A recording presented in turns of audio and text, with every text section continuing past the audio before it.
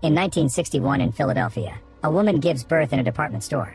Soon the doctor arrives and checks on the baby, who won't stop crying. To his shock, the baby has fractured his legs and arms in the womb. Many years later, David takes the train back to Philadelphia after a job interview in New York. When he sees a woman is about to sit next to him, he takes off his ring and hides it in his pocket. They chat about sports and he mentions he's afraid of water, also that he doesn't like football. He also tries flirting with her, but she turns him down and moves to another seat. Then David puts on the ring again. Suddenly the train starts going faster and everything shakes around David. At home, David's son Joseph is watching TV and the news show a train that just derailed, killing everyone inside. Panicking, David checks the notes to realize his dad was on that train. Moments later at the hospital, David wakes up and notices a person being operated on nearby before he's found by a doctor, who asks for his history. David explains he's never had any allergies or underlying conditions and is surprised to learn he's the only survivor from the accident. In fact, the doctor is amazed by David's lack of pain and injuries, not even a single scratch. When David leaves the room, he finds his family waiting for him. Joseph tries to make David and his mom Audrey hold hands, but they quickly drop it. Later at home, David tells Audrey that he doesn't think he got the job, but he'll move out soon anyway. It turns out they're separated and sleeping in different rooms. The next day, David attends the memorial service for the 177 deaths of the accident. After it's done, David returns to his car and finds an envelope with a card that has the limited edition logo. When he opens it, he finds no names, just a note asking him how many days he's been sick in his life. Afterward, David goes to work, which consists of being security for a football team. With the card still on his mind, he asks the secretary to check how many sick days he's had. Then he watches the team train with nostalgia in his eyes. At the end of the day, David is told by his boss that he's never had a single sick day since took this job 5 years ago, so he's getting a raise. That night David asks Audrey if she remembers him ever getting sick, because he doesn't. Audrey thinks about and admits she can't think of a single day of seeing David sick since she met him in college. A flashback jumps to 1974, where the baby from before is now a teen. It turns out he has osteogenesis, which means all his bones are very fragile and he often ends up breaking them. The boy is afraid of going outside and getting hurt again, not to mention other kids at school call him Mr. Glass. To take him out of his isolation, his mother tells him she left a present for him outside. The boy gathers his strength and gets the gift, which happens to be a comic book. His mother explains he'll get another one each day he leaves the house. In the present, the boy has grown into an adult. His name is Elijah and he has an art gallery dedicated to comic book art. He's very defensive of comics as an art form and cancels a sale when he hears the client wants to give a valuable painting to his 4-year-old. In the afternoon, David and Joseph come to see Elijah to ask about the card. Elijah explains he's interested in David's health and is glad to hear he was never sick. However, Elijah did have an injury. In college, he was in a car accident that hurt his leg and made him quit football. Then Elijah explains he studied comic books all his life and he thinks superheroes are based on old history. Because of his health condition, he's always wondered if there was someone else out there that was the total opposite, meaning someone unbreakable. When he heard Elijah was the sole survivor of the train accident, he thought he could be the one. Joseph is excited about the possibility of his dad being a superhero, but David thinks this is some weird scam and leaves with his son. That night, David reads about the accident on the newspaper, which inspires him to check his closet.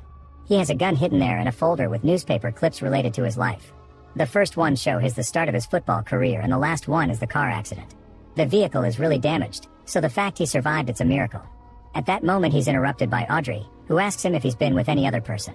After David says he hasn't, Audrey admits she's been shaken by the train accident and announces she would like to work on their relationship again because his survival is a sign of second chances. Sometime later, Elijah visits David while he's at work, telling him it was no coincidence that he chose security as his job because his instincts want him to protect people. While they walk near the line, David stops to look at a particular guy and thinks he'll leave before he can be patted down. Just as he predicted, the man soon walks away. Elijah wonders how David knew that guy was carrying a weapon, so David explains he sort of got an image in his head showing him. In fact, he has a natural instinct to tell when someone has done something wrong. Elijah calls it his superpower, but David doesn't like where the conversation is going and asks him to leave. Before doing so, Elijah asks if someone else had been in the car accident, and David confirms Audrey had been there too. Afterward, Elijah goes to his car and sees the supposedly armed man passing by. He starts to follow him and even asks him to wait, but the man ignores him. Elijah tries to go as fast as he can considering his condition, but he's still too slow. When the man goes down the subway station, Elijah pushes his body too far and falls, breaking multiple bones. As his cane breaks and he deals with the unbearable pain, he sees the man's shirt move and reveal the gun hiding underneath like David predicted. After the match is over, David goes home and sees Joseph playing football. He scolds him for it, reminding him that Audrey hates the sport because of the injuries that causes. Then David decides to do a little experiment and starts lifting weights. At first it's just 250, the most he's ever lifted. Joseph keeps adding more and more with each try until they're using every weight they own. Wanting to learn more, they also add some cans of paint and David ends up lifting 350 while barely breaking a sweat. At the hospital, Elijah is told he has multiple fractures, but the worst are the 14 ones in his leg, for which he'll need physical therapy. Later he ends up attending physiotherapy with Audrey and uses the chance to ask about her marriage while pretending to simply wanting to know his doctor better. He learns that David's car accident making him quit football is what got them together since she can't stand the sport and the harm it causes. While asking more questions, Elijah accidentally says David's name and Audrey gets suspicious. Elijah shares his theory but Audrey doesn't know what to think. During another match, David decides to stand in the middle of a crowd and anytime someone bumps into him, he gets a vision. At first it's just the voices of a yelling kid, but then he sees a man suspiciously picking something from the trash. Suspicious, David makes the guy step out of the line to search him, yet he finds nothing in his pockets. David decides he was fooled to believe he had a power. At that moment David gets called to the school because Joseph was hurt. The teacher explains Joseph got in a fight and wonders if David remembers her from when he studied there. She tells the story about the time child David fell in the pool and laid on the bottom for 5 minutes. When they pulled him out, he was dead until the paramedics revived him. In the end they changed the rules of conduct around the pool because of him and the kids share the story as an urban legend. Hearing this makes David even more convinced he isn't a superhero. After they leave the school, Joseph explains he got in a fight because he protected a girl that was being harassed for her race, saying he wants to be a hero like his dad. David tries to insist he's normal, but Joseph doesn't believe him. In the evening, Audrey tells David that Elijah told her everything. Before they can discuss it, they discover that Joseph has grabbed David's gun and points it at him, wanting to prove he can't get hurt. The kid hesitates for several seconds and David manages to talk him into putting it down. The next day, David visits Elijah, who immediately confirms the man from the stadium had a gun. Elijah also thinks David didn't get hurt during the car accident. He made up a lie to quit football so Audrey would date him. David doesn't want Elijah to bother him or his family anymore and tells him how he got pneumonia as a kid because of the time he almost drowned, which should be enough proof to drop the subject.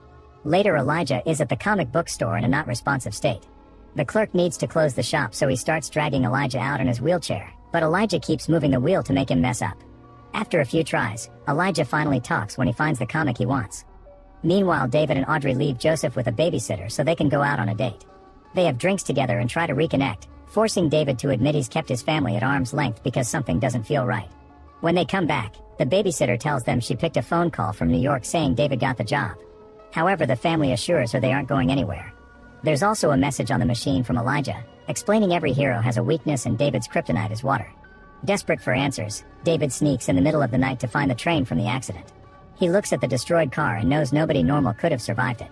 This triggers the memory of the car accident and it's revealed he got out just fine, but Audrey had been stuck inside the burning vehicle. David used his super strength to rip the car door off and save Audrey. Soon someone arrived to help and David realized it was weird for him not to be hurt. Overwhelmed by the memory, David calls Elijah and admits he never suffered an injury in his life, wondering what he should do. Elijah tells him to go where people are. Moments later, David goes to a crowded area and opens his arms as he starts looking into people's crimes on purpose. He sees a woman distracting a clerk to steal jewelry, a guy throwing a bottle at a black group while insulting them for their race, and a guy taking advantage of an unconscious drunk girl. When he bumps into the janitor, he discovers the guy killed a man to take over his house. David waits for the janitor to finish his work and follows him to the house, noticing he enters through the back door. Following the same route, David gets inside too and discovers the place is a mess, not to mention the owner's body is still on the stairs. Then he looks around the rooms and finds 2 kids tied up in a closet. David immediately frees them and asks them to be quiet. Next David checks the main room and finds the mother tied up as well. The balcony door is open and David steps through it, thinking the guy may have escaped. At that moment the janitor appears behind David and pushes him off the balcony, causing him to fall on a wet surface. David looks around and realizes he's on a pool cover, which slowly begins to sink under his weight. Entangled in the fabric, David can't swim and keeps struggling to breathe and survive. Thankfully a stick suddenly appears in the water and he grabs it so he can be pulled out. It turns out the kids have come to rescue him. Afterward David returns to the main room and grabs the janitor from behind to choke him. The man fights back and pushes David against the wall, which causes damage on the surface. David is still stronger and manages to kill the guy in the end. Then he frees the mother, but unfortunately she's already dead. That night, David takes Audrey from her room so they can sleep on the same bed again, the feeling of something wrong finally gone. The next morning, Joseph sees his parents are behaving very lovingly with each other. When Audrey is distracted, David shows Joseph the newspaper with the news about the dead janitor, which includes an illustration of a mysterious vigilante. David confirms it's him and asks Joseph to keep the secret. Sometime later, David goes to Elijah's art show and meets his mother, who tells him about the two types of villains, those who fight with his fists, and those who fight with his minds. The woman has heard about David because Elijah calls him a friend. Then David follows Elijah to his office and Elijah congratulates him on his first night as a vigilante. He offers to shake hands, and when they do, David makes a shocking discovery. For years, Elijah has been causing accidents on purpose to find a superhero, including the train David was in. Shocked, David looks around and notices Elijah's plans and research. Elijah explains that now David knows who he is. He also finally knows his own identity, the villain to David's hero. Like in the stories, they're the exact opposites yet sometimes also friends. Perhaps Mr. Glass has always been Elijah's villain codename. David immediately calls the police and Elijah is sent to an institution for the criminally insane.